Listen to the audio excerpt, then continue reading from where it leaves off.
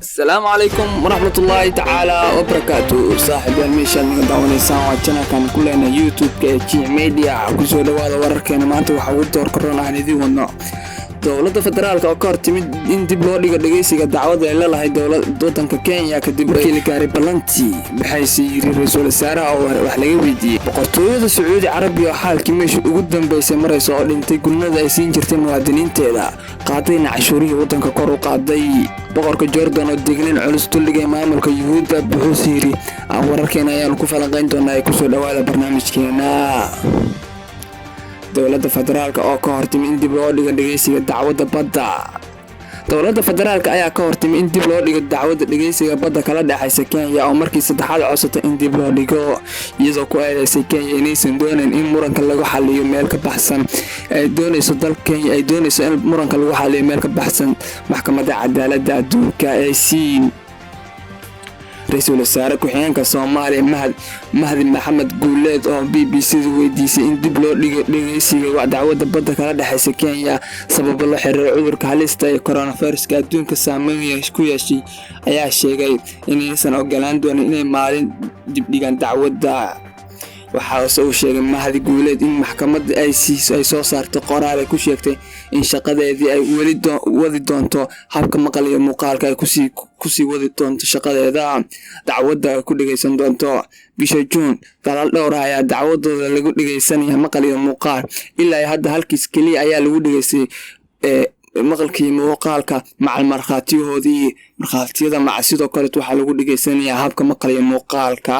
marka annaga ka hor imaan mayno waana diiday mowqifka dowladda federaalka Soomaaliya waxa weeye in dacwadaas maalin dib loo dhigo go'aankaas ayaan u qornay maxkamadda caalamiga ah ee adduunka laguna dhageysan doono dacwadda habka maqalka iyo muuqaalka ayuu yiri raiisul wasaare ku-xigeenka Mahdi Guuleed dhanka kale ilaa iyo haatan war rasmi ah kama aysan soo bixin dowladda Kenya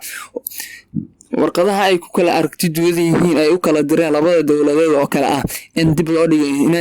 dhigin hase yeeshee waxaa la filayaa in maxkamaddu go'aan ay ka gaarto codsiga Kenya ay shaacin doonto toddobaadka dambe ayaa maxkamadda laga warsugayaa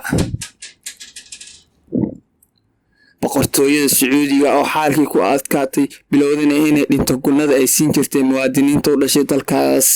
dowladda boqortooyada Sacuudiga waxay shaacisay inay dhimi doonto gunooyinka ay siin jirtay muwaadiniinta dalkeeda dowladda Sacuudiga ayaa waxaa dhaqaalaheedii saameyn ballaaran ku yeeshay xayiraadda ku saabsan xanuunka adduunka ku faafaya xagga kale ay canshuurihii wadanka soo galiyay ay kor u qaadeen xaggaas la damacsan inay dalka dhaqaalihiisa ay ku kabaan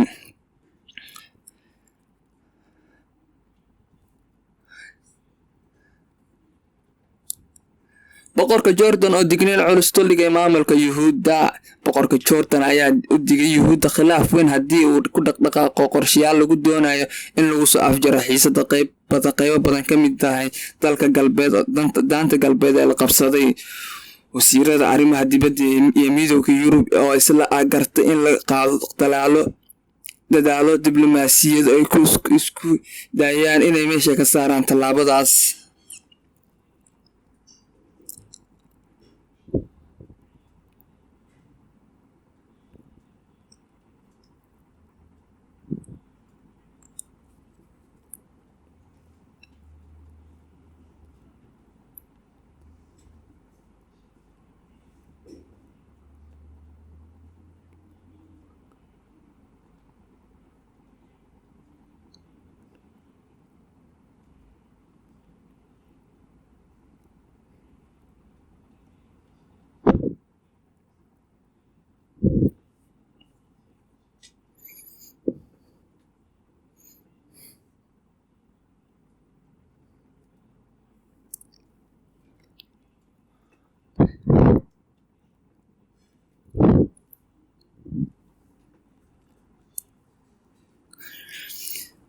yuhuudda ayaa waxa ay ballan qaaday inay dib u qabsanayso dhulka deegaameysiga dooxada Jordan taasoo horseedi karta dhammaadka geedi socodka nabadda ee muddada dheer soo jiitamayay iyadoo gebi ahaanba ay suurtagal ahayn in la dhiso dowlad Falastiin ah. haddii Israa'iil dhab ahaantii ay la wareegto daanta galbeed bisha Luulyo waxay horseedi doontaa daanta khilaaf ballaaran oo lala galo boqortooyada Hashemite ee Urdun ayuu yiri boqor Cabdullaahi. Ra'iisul Wasaaraha Benjamin Netanyahu wuxuu ku dhaqaaqay tallaabooyin dhow iyadoo la gaaray heshiis lagu soo dhisayo dowlad kadib in ka badan hal sano isqa qabsi ku jirtay dowladda Yuhuuddu. xaggaasi wararkeennii maanta